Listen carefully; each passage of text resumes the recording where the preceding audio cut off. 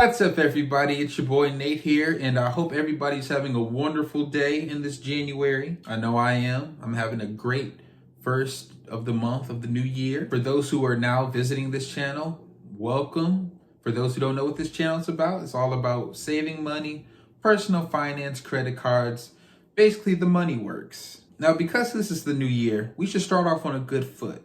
We should definitely be talking about having some good money habits this year. This video is going to be about the top 10 bad money habits that you guys should all avoid at all costs. Now, let's face it, bad money habits will always hurt our finances, myself included. It can really hurt your pocketbook if you continue to do this without any knowledge of it stopping. Now, to be fair, a lot of people don't understand that they are making these bad money habits, so they just need to be educated a little bit. Now, this is a brand new year, so I figured now's a good time as ever to try to fix these habits if you are making them. So we will be discussing the top 10 bad money habits that you could possibly make so that you can avoid these at all costs. Now, I will say, if you did make it this far into this video, I definitely want to thank you. And if you guys could do something just for me, just a little favor, it won't cost you anything. Please do hit the like button and hit the subscribe button. It'll help out my channel very much so. It costs you guys nothing.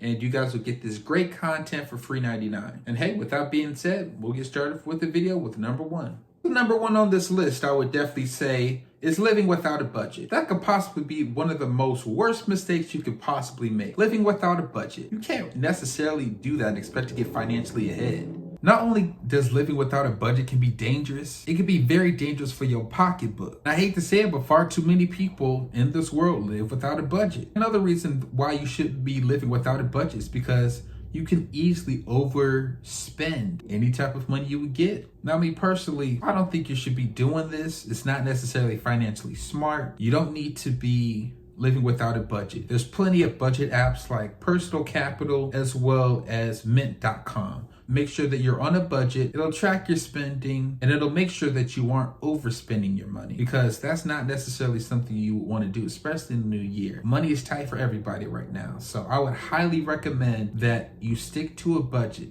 Do not live without one. Now, I will say for number two on this list is overspending. Now, when I say overspending, do you always have to get that coffee before work? Do you always have to buy everybody lunch? Do you always have to eat out for dinner? Those alone can cost you up to $40 to $50 a day, easily. Now, there's nothing wrong with treating yourself, but financial indulgence without any knowledge can really hurt your pockets and very much hurt you in the very, very long run. People can spend hundreds, if not 200s of dollars every single month just on food. And I'm not talking about grocery shopping, I'm just talking about eating out. Now, nothing is necessarily wrong with luxuries if you can afford them, but this goes back to number one. Just make a budget of everything. Do not go without one, and do not overspend either. Big numbers or small numbers, everybody should make sure that they don't overspend, especially for those who work for themselves and they have to pay their own taxes. You don't want to overspend just in case. Make sure you look at everything with fresh eyes and give careful consideration to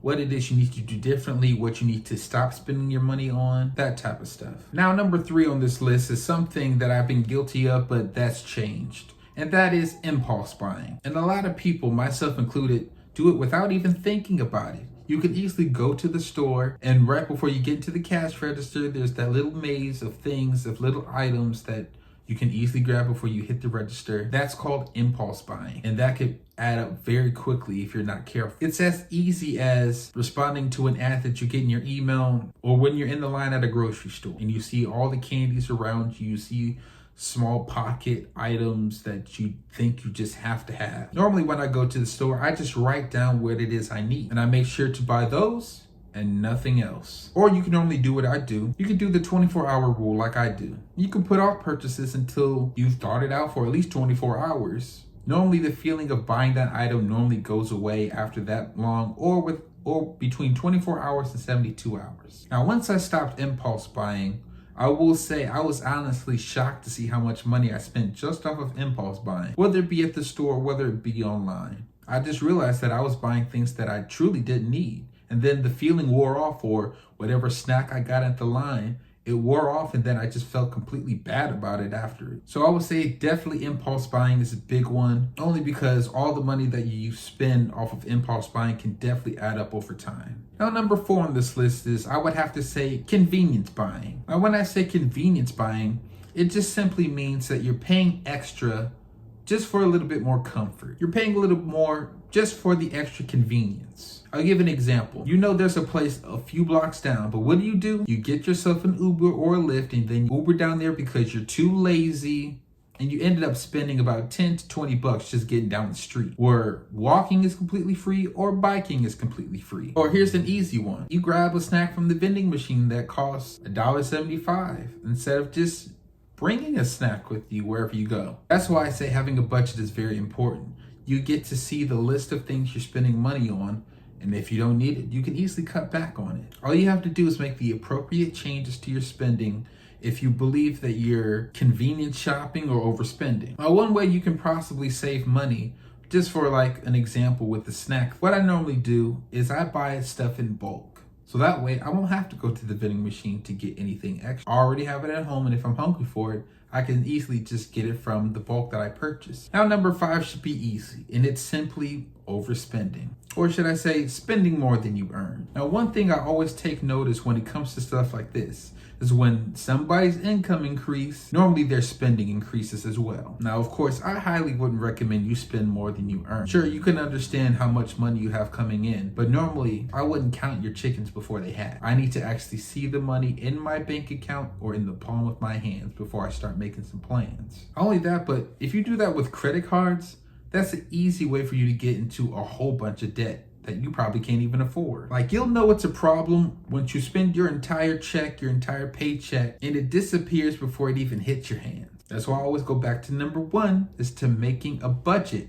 You cannot go without one. This all goes hand in hand. Now, say if you lose a job but your income fluctuates. Any type of changes up to that magnitude, I would highly suggest living beyond your means or just getting a roommate. But whatever you do not spend more than what you earn. You need to be saving a lot of that money for uncertain times and making sure you have an emergency fund. And conveniently, that leads to number 6. You shouldn't be living paycheck to paycheck. Now, understand, times are different now, times are harder, so I understand that. But it's no way to live if you're accounting for your next paycheck just to make sure you can cover your basic living expenses. That's no way to live. You don't want to be getting a paycheck and putting it all to certain expenses just to get you by and not have an emergency savings or an emergency account for anything that might come up. I would say if you can break this, break it as quickly as you possibly can. Whether it's working another job, living beyond your means, getting an extra roommate, not eating out as much, you get the idea. There's only 2 ways to really fix this, and that is you really have to reduce your spending or really just increase your income, or just do both. You really want to have that good financial cushion in your bank account just in case any emergencies were to come up, or if you were saving for a trip, if you're out of town and you need to get home. That's why I would suggest try to as quickly get out of living from paycheck to paycheck as humanly possible. Now, number 7 on this list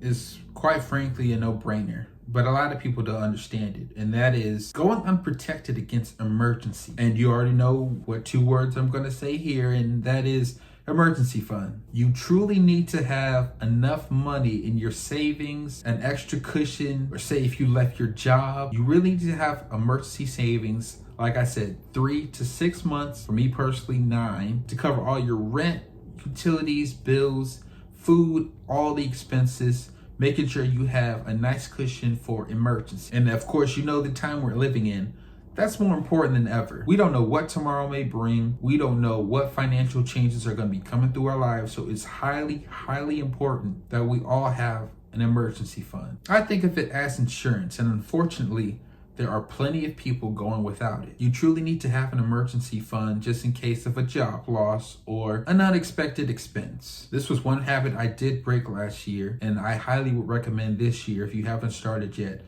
Set up an emergency fund. And the thing is, it doesn't have to be thousands of dollars. Just start small. Just start by putting $100 a month or $500 a month away, not touch it.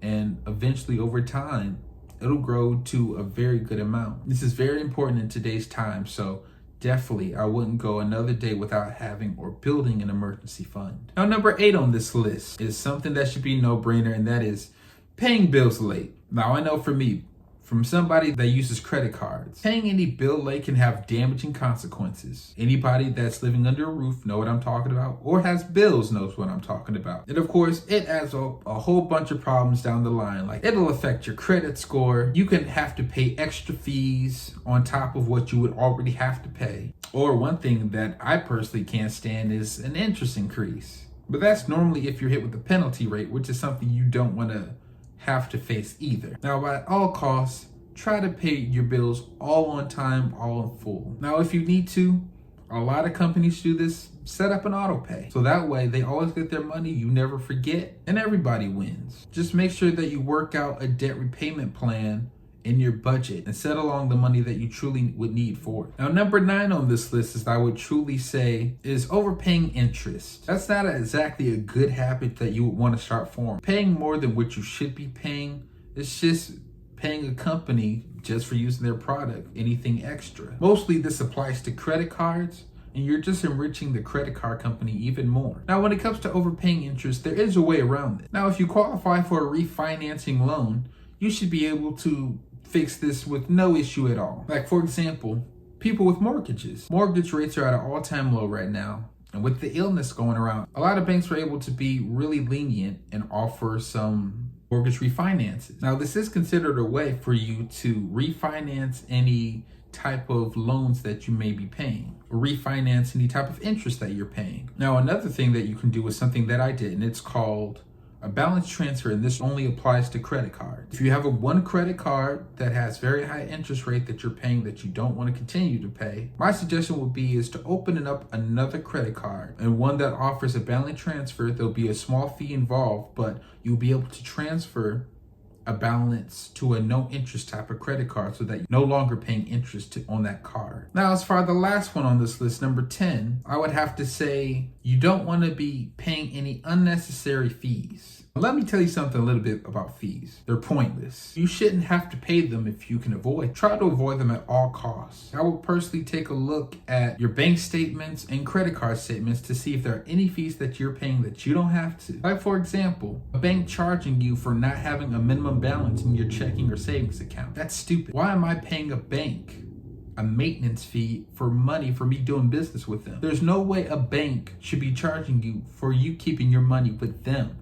You're doing them a favor. You're giving them your business. They shouldn't be charging you for it. Now, me, frankly, I'm too cheap for that. So either I'm switching banks or I'm easily going to be closing the account. Do not pay any unnecessary fees if you don't have to. There's too much money that we need today, and we don't need to be paying any fees to any company or anybody if we truly don't have to. Now, I know money was very challenging for people last year. For those who don't know about bad money habits, but 2021 is a brand new year, and I think it's clear to say that we should start off with a nice fresh start when it comes to finances. I would say do it for yourself. Make a commitment that you'll break these bad financial money habits so that you can build yourself financially in the long run. You don't want to be living paycheck to paycheck. That's no way to live life. You don't want to live without a budget. That's also no way to life. You can easily dig yourself into a financial hole by doing so. Trust me, these were a lot of financial habits personally that I needed to break. Now, for me, coming as a musician, I'll speak to my musicians in the audience. When we're out on the road, when we're in the studios, when we're